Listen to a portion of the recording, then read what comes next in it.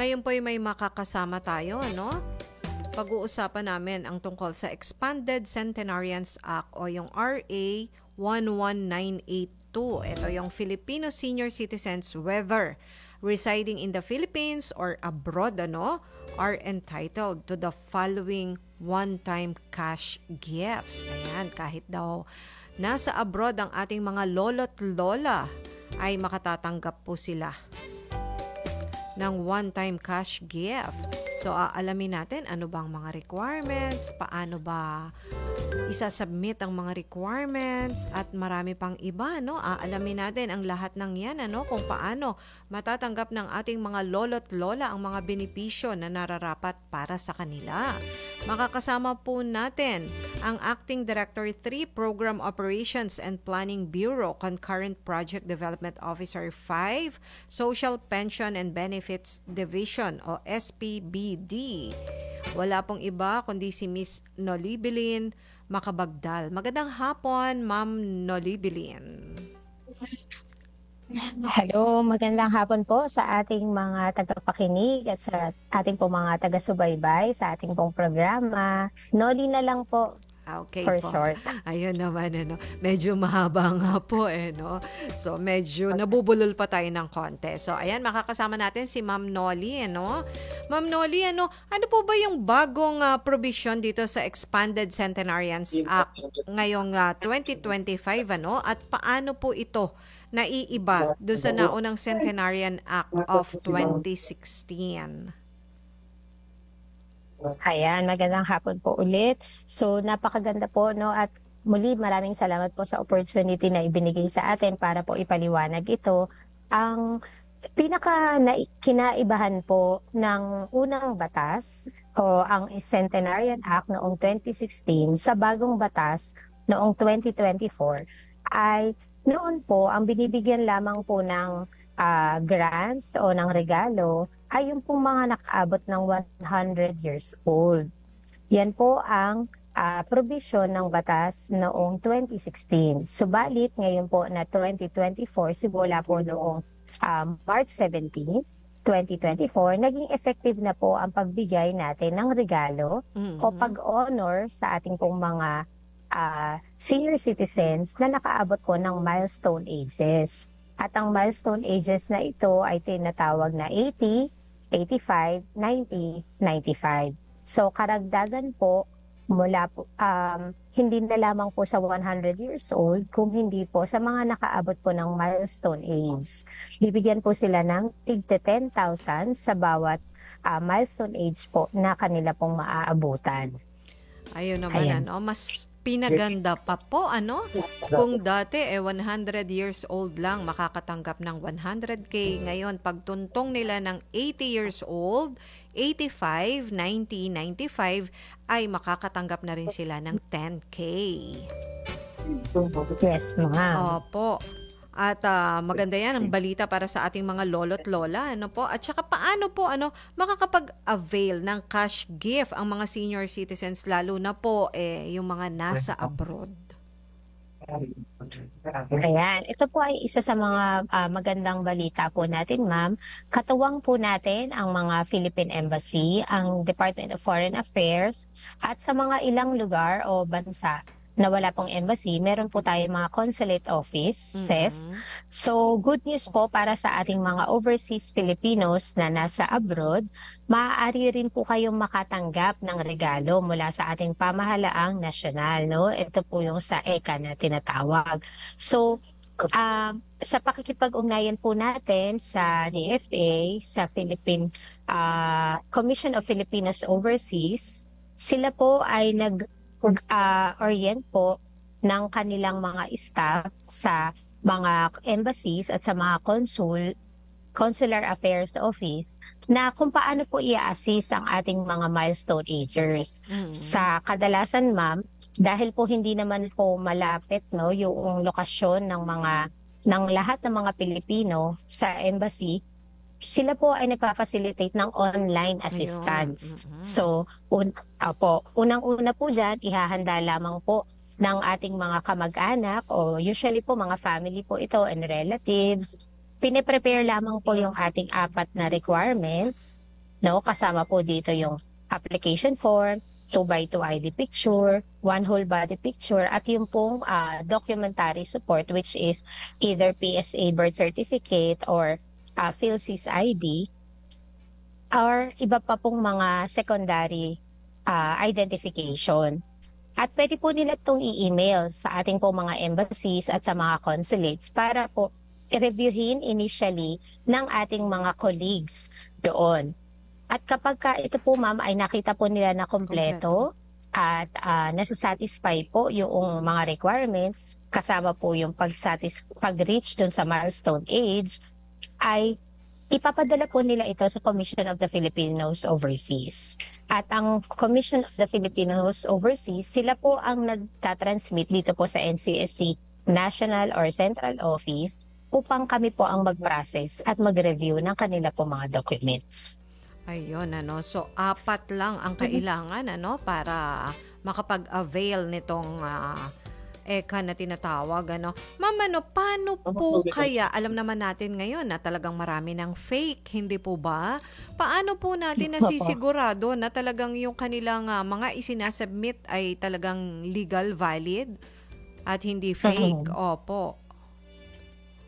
Opo, that is why ma'am, katuwang po ng mga embassy, ng ating po mga embahada, ay kasama po doon ang kanila pong role ay mag-verify at mag-authenticate ng kanila pong mga documents, no? Lalong-lalo na po yung mga iba nating mga kababayan na halimbawa po, meron po silang karagdagan documents pa kagaya ng citizen retention and reacquisition certificate.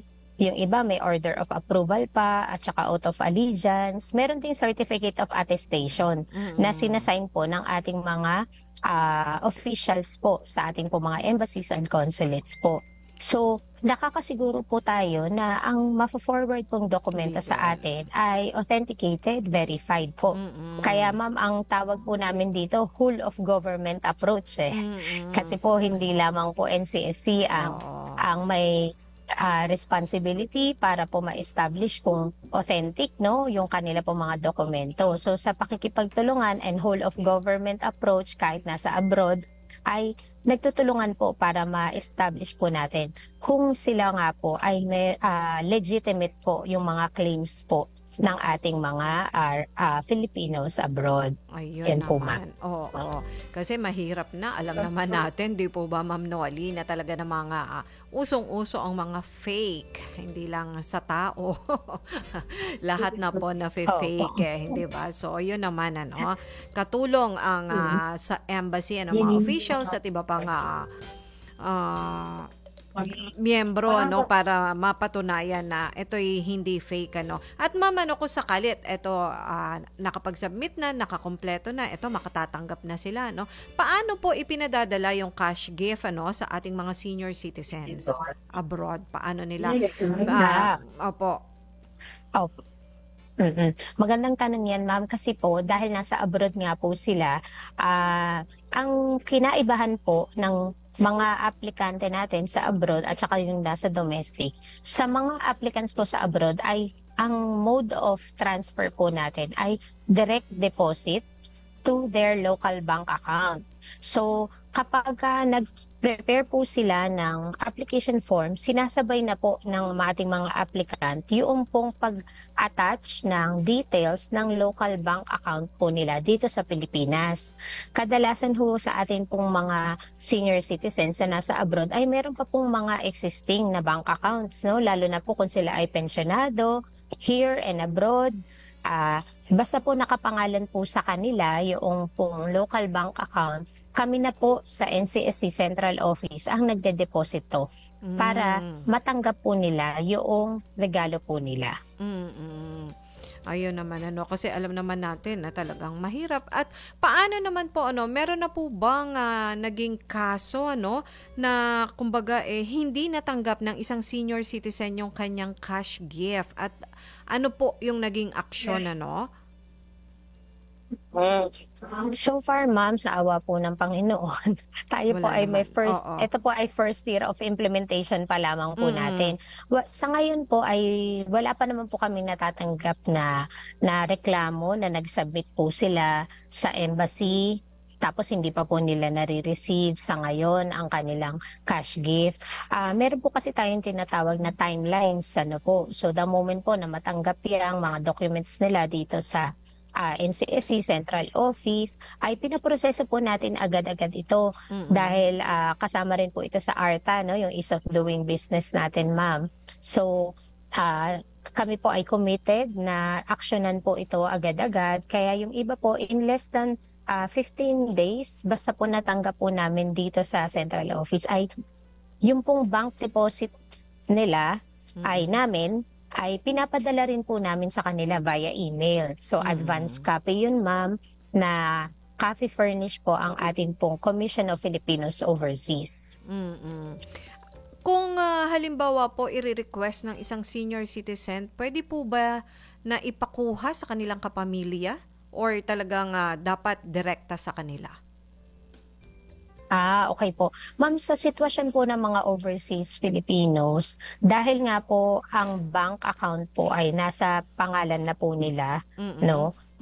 Sa kanila po talaga direktang bank account ito na dedeposito. mm, Ngunit para po doon sa mga halimbawa po na nakapag-file na pero namatay po bago natin maproseso yung kanilang documents, inaalaw po natin ang nearest surviving relative to claim po yung benefit ng kanyang magulang o ng kanyang tiyahin, ganyan mm. po. Depende po sa ano po ang relasyon nila, no? Kung Oo. sakali po na namatay na, pero nakasubmit na po ng application form, yan po ay hinihingan lang po natin ang copy ng death certificate, Mm, proof of relationship, at kung sakali pong marami sila na naiwan, no, may asawa at may 3 anak, yung pong tinatawag natin na SPA o Special Power of Attorney, ay hinihingi po natin. Kasi ma'am, sa ngayon po, kahit po regalo ito, yung mm, cash gift, kino-consider po ito na estate. mm. So Opo, talagang so kailangan. belonging pa rin po doon sa ating pong mahal sa buhay na namatay. Kung Mm, kaya, kinakailangan din po siyang mapag-agrihan ng mga naiwan kung kanino po ito ibibigay bibigay. upang ang NCSC rin po ay kung sakasakaling magkaroon po sila ng dispute, ganyan. Kasi Tama. ma'am, may mga nangyayari po na gano'n, Talaga no, po, sa oo. totoong buhay. Mm. Yes, ma'am, na yung iba po Ibang may nagki-claim, kapatid o oo. kaya yes, ma'am. Bigla pong may hahabol, ganyan. So Mm, kaya po meron po tayong kaukulang dokumento na pinapapirmahan po sa kanila. Mahirap 'no, ma'am, sabay-sabay 'pag naibigay na dun sa isa, mamaya merong naghahabol pala. Hindi po ba? Oo, naku, Yes, napakahirap ma'am. nun, naibigay na, paano pa? So, talagang dapat sigurado po ano, kung kanino talaga, sino talaga yung Opo. magki-claim, opo. Para Yes, ma'am. para sabi nga, walang, agawang mangyayari, hindi po ba? Opo. Minsan nga po ma'am, meron din po mga pagkakataon na ang nag-alaga po sa ating senior citizen ay hindi kamag-anak. Mm. Oo, so hindi po sila Eh, related by blood. Sa batas ho natin sa ngayon, ito kailangan. po yung existing na provision. So opo, Mm. kinakailangan po ay ah, nearest surviving relative po talaga Opo. ang pwedeng makakuha. Kung halimbawa naman po ma'am, sabi niyo nga ano, hindi siya related dun sa inalagaan na senior ano, pero halimbawa po nakapag-iwan naman ng special power of attorney, okay na po ba 'yon? Maki-claim pa rin or hindi talaga? Sa ngayon po ma'am, wala, sa mga naranasan po natin, Mm. 'no, sa atin pong 8 months or so far, tama, mga 8 months Mm. na implementation, wala pa po tayong ini-issuehan sa non-relative Opo, oo. na opo, kasi safe po sa ngayon talaga ay yung pong dapat nearest relative po. Ayun, sa mga nakikinig sa'tin, malinaw po 'yon. Relative Mhm. kailangan ano. So kahit gaano pa pinagsilbihan ano. Kasi po hindi ba naririnig natin 'yan sa abroad, 'di po ba yung mga caregiver, na kapag ka sumakibilang buhay, doon sa caregiver na ipapamana, hindi po ba? So, dito sa atin, kinakailangan relative talaga, ang magki-claim. At ma'am, may deadline po ba ang pagki-claim ng cash gift? Ay, opo ma'am. Sa ating pong existing guidelines, ang ating pong mga milestone agers at centenarian ay maaari pong mag-claim 1 year after their milestone age. Mm-mm. Opo. So, talagang sa mga magki-claim dapat alisto kayo, at baka makaiwanan, hindi po ba? Sayang naman. Opo. Pero ma'am, para balansehin po natin yun, sa guidelines po natin, 6 months before reaching their milestone age, maaari na po silang mag-submit sa atin. Mm-mm. So, mas maaga. Oo. Mas maaga ng 6 months, pwede na. Yes, ma'am. Para po maaga po nating mapa-approve. At by the time po na maabutan po nila yung birthday nila, hindi na po matagalan na ma-deliver sa kanila. Kumbaga birthday na talaga sa kanila, hindi ba? Regalo. At ma'am, paano po naman ang pakikipag-ugnayan ng ating mga senior citizens abroad kung sakali lang at may problema sa kanilang application? Okay po. Ma'am, ang serbisyo po ng NCSC ay available din online, no? Meron tayong online means ng pakikipagtalakayan. Lalo na po yung mga nasa abroad, medyo sanay na po sila na puro online ang transaction. So, marami po kaming natatanggap via email.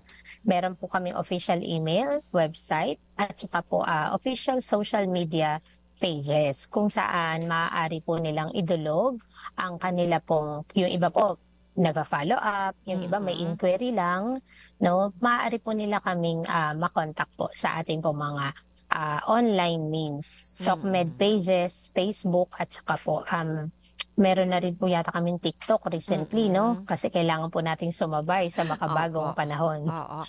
Lalo na sa mga nasa abroad, talagang sanay na sila online ang transactions, po? At ma'am, paano naman pinoprotektahan ng NCSC, yung data ng ating mga seniors abroad?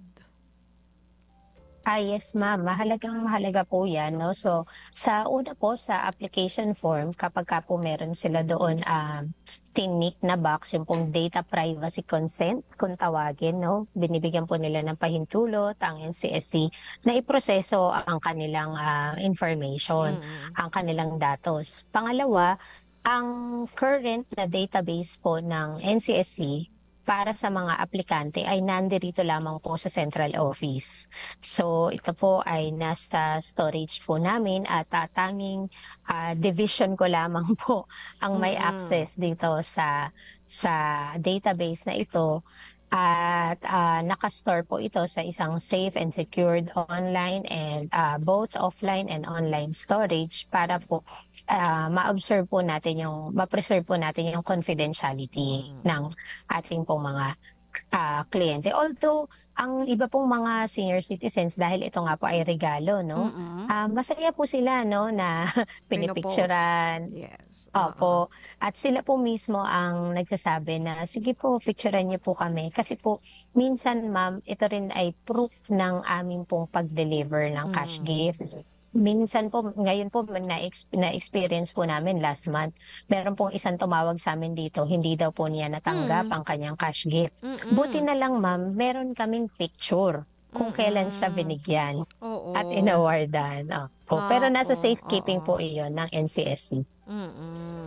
Ako, ang hirap naman din nun, tama na rin po yung may picture, kumbaga, para proof of pagtanggap ng ating mga seniors, at baka naman nakalimutan lang ni lolo at ni lola na hindi niya natanggap, At yes, ma'am. At naiintindihan naman na po natin 'yon, syempre. Medyo pag minsan naglalaps na rin, hindi natin maaalis 'yon, lalo kung medyo may edad na, yun nga, 80, 85, 90, ako 95 ang ma'am, gaano nakarami ang nakatanggap as of, sabi nyo nga, mga 8 months? Gaano na nakatanggap nitong ating cash gift? karami? Yes, ma'am. Opo, kami po ay masayang i-share sa ating pong manonood at saka sa inyo po, sa ating mga taga-subaybay. As of November 3 po ng taon na ito, tayo po ay nakapag-serve na ng 165,219 Wow. grantees, no? Mm, Marami-rami dami. na po ito, ma'am. At Opo. ang equivalent amount po nito is 1.7 billion. Wow, napakadami na po nito 165. Ma'am, Yes. ilan dito yung 100 years old? Ay, opo, ma'am. Magandang katanungan yan. Right now, tayo po ay award na ng 100,000 sa 195 1,034 na 1,000. centenarian. Ay, wow. Ang 34, dami, ma'am. 1,035. Ang dami naman Opo. ng 100 years old, ano? Nako. Nationwide yan, ma'am, at Opo. meron na po tayong dalawang nasa abroad na Dalawang nabigyan. nasa abroad. Wow.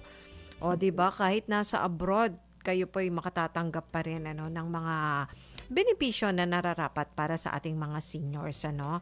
At paano naman po pinipigilan ang mga scam or maling pag-claim? Meron po bang nangyari ng ganon? Maling pag-claim ng cash gift? Oo.